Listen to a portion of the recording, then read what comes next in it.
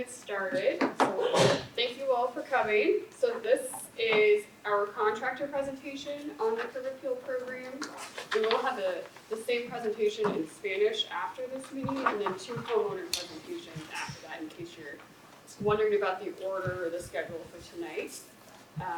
I'm Alyssa Solacek. I'm a city planner for the city of Omaha. I work a lot with the contractor programs. We've attended our contractor events before, probably a few familiar faces up front. And also got Mariana from the city, Kelly from the city, Zach, and Grant. So several city staff kind of across various programs that are here tonight as well. We do have a sign-in sheet. It's right at the entryway, so if you haven't signed in, please do so, because any follow-up information that we talk about tonight will be sent to that contact list as well. We will be taking photos. We do have a recording going too, and so presentation, the video, all these other materials will be posted. If you have any questions, you can reach out to neighborhoods@cityofomaha.org. So our agenda for tonight, we'll talk first about the curb appeal program itself. We'll talk about the eligible enhancements, look at the process, go over the contractor application and the contractor requirements, of course talk about the bidding requirements, the program requirements, and then open the floor for any questions. So kind of where did the idea for this program come from? So in 2020, we did a neighborhood grant survey in which 87% of the residents indicated that they wanted improved or fixed up houses. So a lot of interest in the type of work that we cover in the curb appeal program. And so we've got a $50 million Choice Neighborhoods implementation grant that provides funding specifically for neighborhood improvements. And then this program was created for the Choice Neighborhoods grant up north along North 30th Street.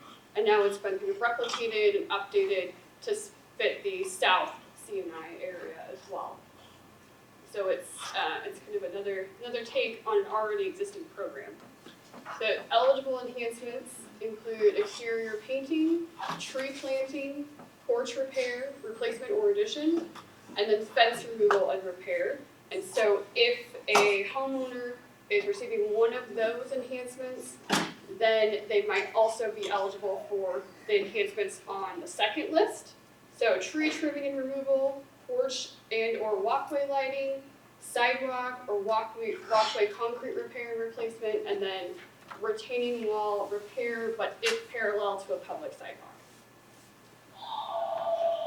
The process, the first step then is we have a homeowner application, which is due April 8th. Then our selection committee will meet and go over, review, and prioritize those applications. One of our construction specialists, which will be Zach, will evaluate the home, prepare a work write-up, and then have a budget prepared. Then the homeowner would approve that scope of work. So that's kind of the pre-process, and then going into the bidding process, the construction specialist places that approved scope out for bid, and then the contract is awarded to the lowest and best bidder on the project. The homeowner then will sign an agreement that's signed by the homeowner and the city of Omaha, and then there'll also be a rehabilitation contract that's between the homeowner and the contractor. The next step then is that construction occurs, again managed by that same construction specialist, so we have somebody on our staff who's with the homeowner and the contractor through every step of that process. And then construction concludes, we submit final reports, and then the owner signs off on the final disposition of funds. So that's our process. The application then, for contractors specifically, we do have a pre-approved contractor list for the curb appeal program. We have a pre-approved list for the city's other rehabilitation programs, so if you're familiar with that, this is a very similar concept. So if you are a contractor and you want to bid on these curb appeal projects, then you need to be on our approved contractor list. We have an application, we have staff available tonight, the application is back with Kelly. And so the completed application, there are a few attachments which we'll go over that need to be returned. It'll be reviewed by our staff and it'll be added to that list as long as you met the requirements. If you're already on the rehabilitation pre-approved contractor list, or on the approved contractor list that we had for the North Curb Appeal program, you don't need to resubmit an application. And if you need to check to see if you're already on one of those lists, Zach does have a copy of that list in the back. Contractor requirements, so this is specific to the approved contractor application. So I mentioned the application already. We have copies available and can offer some technical assistance if you have questions about what's on the application. We do ask for documentation if your company is registered with the state of Nebraska. And then we also look at your state of Nebraska contractor certificate as well. So that is a certificate that's through the Department of Labor. And we also look at a copy of insurance certificates. We look specifically at general liability and workman's compensation. There's a citizen attestation form that we'll have you sign, and then we do ask for bank statements from the previous 2 months. Again, just to kind of confirm that it is a construction business that we're working with and that the expenses related to that bank account are related to construction. Some other considerations that we look at, so each contractor should have a current CC1 form on file with the Human Rights and Relations Department. So it's just information about your business and is necessary for having contracts with the City of Omaha. We also ask that you read and review our contractor policy and our minority-owned business and women-owned business plan, as well as the Section 3 policy from the Omaha Housing Authority. Bidding requirements then, the city does provide notice to all of the contractors that are on that approved contractor list. And so if you're on that list, we'll send out an email when a project is available, so you'll be able to see the scope of work, the due date, any of that information will be emailed to you. That bid notice, like I said, will include information about the project, the date of the open house, so we do have an on-site meeting for each of these properties. It also provides the bid submission deadline. The lowest and best bidder then will be notified that they have a contract award, and then we'll proceed with executing a contract with the homeowner against you. I have a question. So like last year, I missed a lot of the bids because it was sent by different people. Is it going to be sent out a title so I know what to look for? Because I missed it a lot. Oh, no, generally our information is sent to by the same person. Okay. Yep, so it'll be the same process as we have for our exterior program or anything like that. Okay. Any of our other programs.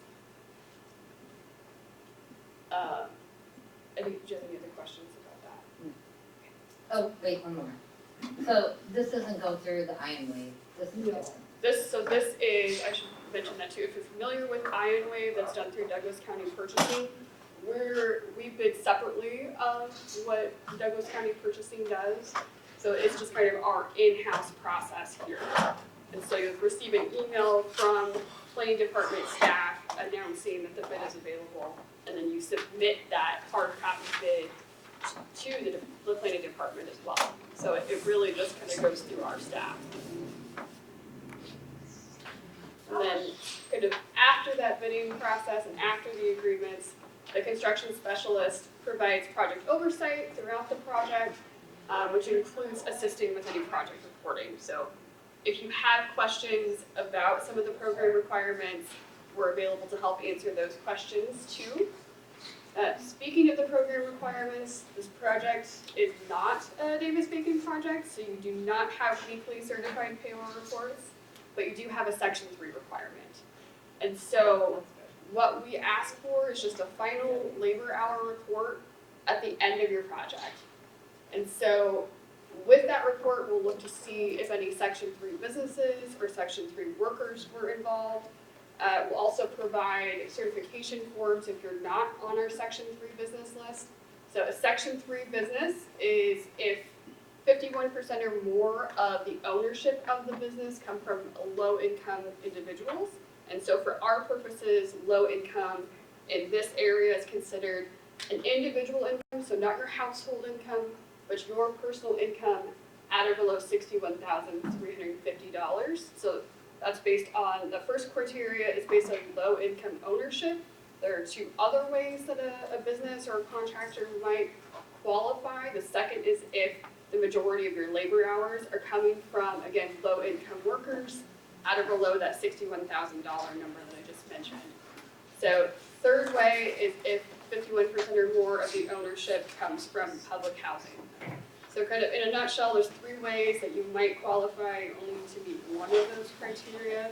The owners are low income, majority of the owners are low income if the majority of the owners come from public housing or receive Section 8 assistance, or if the majority of your workforce is considered low income. So we also certify your workers too if they meet some of this criteria. So a Section 3 worker then is going to be anybody who is low income if they're already employed by a Section 3 business. So if you're a Section 3 business, all of your workers are considered Section 3 workers. If they're a youth build participant, that is also a criteria. We also have a subcategory within the Section 3 program that looks at targeted Section 3 workers. So for this particular program, targeted Section 3 worker is going to be a Southside Terrace resident, a resident of any OHA public housing property, or who receives Section 8 assistance, or again, if they're employed by a Section 3 business or a youth build participant. So Section 3 program is a HUD program. Those are HUD definitions. If you have any questions about kind of how that might apply to your company, please feel free to ask Zach or myself. Zach is the Section 3 coordinator. I'm also familiar with this program, so we talk about what those requirements are pretty regularly. So in addition to these governmental requirements that we're talking about, there's also an affidavit for Employee Classification Act, state requirement looking at basically confirming that your employees are eligible to work in the U.S. SAM registration for these projects is not required, but we do ask that you sign a debarment and suspensions form just saying that you're eligible to work on federal construction projects. Zach is the contact for the construction process in this program. He's also serving as the program administrator. So I've got his contact information available. He's at the table at the back over there as well. And then going forward in the future, we will also be talking about a commercial facade improvement program for this area too. So if you're more interested in commercial construction, there'll be other opportunities too, in addition to residential. Will you need to go through different applications for that? Commercial side, I anticipate we utilize our approved contractor list. So we just had we had a facade improvement program on North 24th Street previously, so utilizing similar contractor list as that. Any other questions? Yes. I know that you spoke about being a citizen. Can you hear from a resident? So, yes. Any other questions? Yes. Can you bid on your own property? Generally, we require, we don't generally do kind of self-performing projects. We require that contractors utilize our approved contractor list, if they're on our approved contractor list. And if they get on that list, can we Potentially.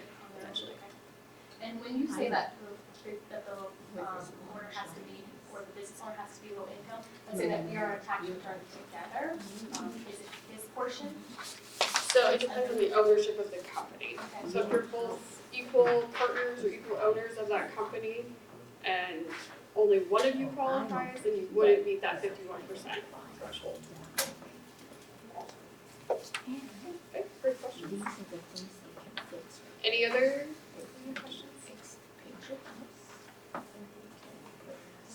Yes. The original letter said that siding replacement was on the list, but here it didn't have it listed.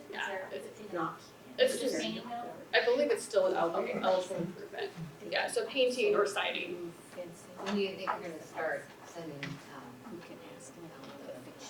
The bids, so the applications themselves are due April 8th, so once the committee's had a chance to kind of review, and then we've notified homeowners, I mean, maybe sometime this summer we'd be looking potentially, spring or summer, potentially bidding. like May but potentially. Okay. Can I ask one, how much total money that you have for this program? For this program, I'm not quite sure. We can double check on the dollar amount available specifically for this. For the curve? Yeah. Oh, because I looked at everything, it doesn't say that. Yeah, So, we can look into that. okay, thank you. Yes. I just wanted a little bit of clarification here. On this map, the curb appeal program pertains to that orange sector, correct? So Because I see a black line too, or, yeah, that's what. I think, is it the yellow is the boundary? The orange line Mhm. here? Yeah. So the orange are the key streets, and then there's like the teal color, those are the developments. So if you're adjacent to a development or on an orange street. The black line is just the boundary of the choice area. Of the choice Yeah. area. Okay, so I live on Washington, so I wouldn't be applicable, but she lives on U Street between 30th and 33rd. Along here? Yeah, so you'll be able, yeah.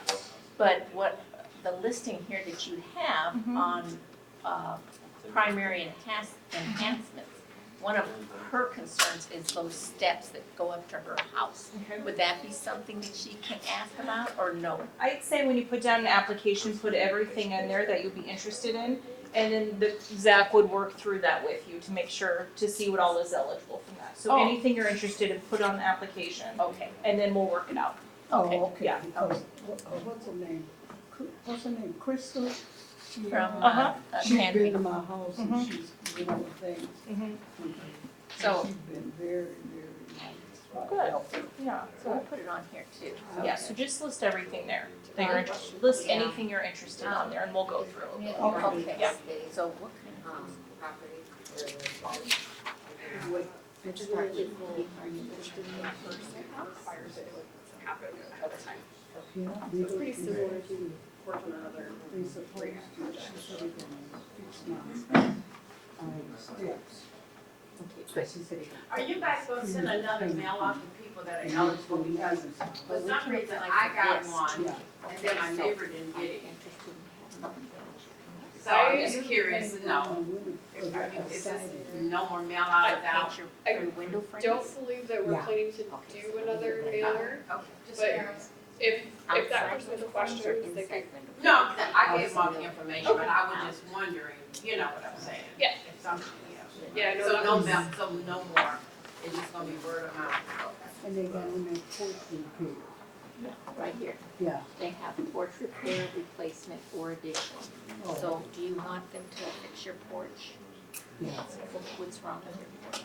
What's wrong with Alright, your well, porch? if What's if wrong? there are no more questions, What sign? we'll all stick Yeah. around. What's the How many Yes. contractors did you use last Oh, year in this? Last year, Louis, do you know roughly how many contractors, the question is, how many contractors did we utilize with last year's Not the porch curb appeal itself, program? the frame I of the put it this way, we have a list of about 20 to 22 contractors.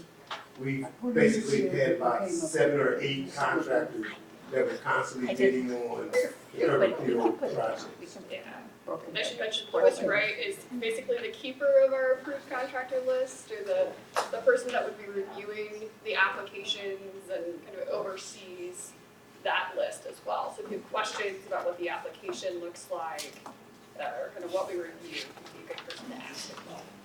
Yeah.